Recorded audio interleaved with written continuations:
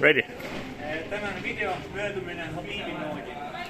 Möödun kaugelt nagu niislaigid, üks käis puusale, teine põlvele, surve peale. Liigun külje peale ning kui ta hakkab peast ja ülast raamima, siis ma murran raami ära tema puusa koha juurde, surudes samal ajal põlve tahapoole.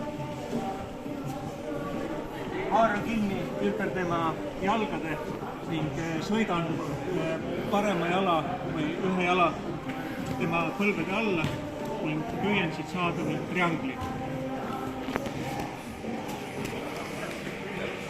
Kui ma triangli olen saanud, on mul võimalus tema raame, kui ta surub mind endiselt ülesse, siis need mind enam ei sega ja ta raamib mu ülakeha ja ma saan liigutada alakeha järgi.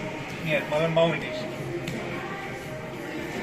Teine võimalus oli minna leegkiivist, kui ma püüan minna niislaidi, aga ta murrab mu raami ära ja tuleb põlve vahele ning ma vahetan leegkiivi. Nüüd ma püüan leegkiivi käega tema sääre kinni, tõstan jala veidi ülesse, et saada samasugune haare nagu mul ennem oli.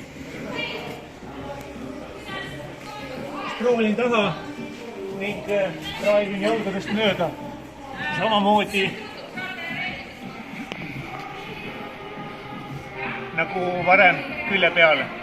Toon jala alla, püüan trianglisse ning püüan mööduda. Juhul, kui ta läheb küünarnuki peale ja raamib mind kõrist, liigun ma talle selja taha ning püüan takistada tema kätt, millele ta toetab. Teise käega sproolin sügavalt sisse ja haaran ta selja taga. Parema jala toon ta tagumiku taha, et ta ei saaks taha krevettida. Ning teise jala toon kahule. Ning nüüd on mul selja võtmise koht, kus ma tõmban ta selga koos turvavööga. And that's about it.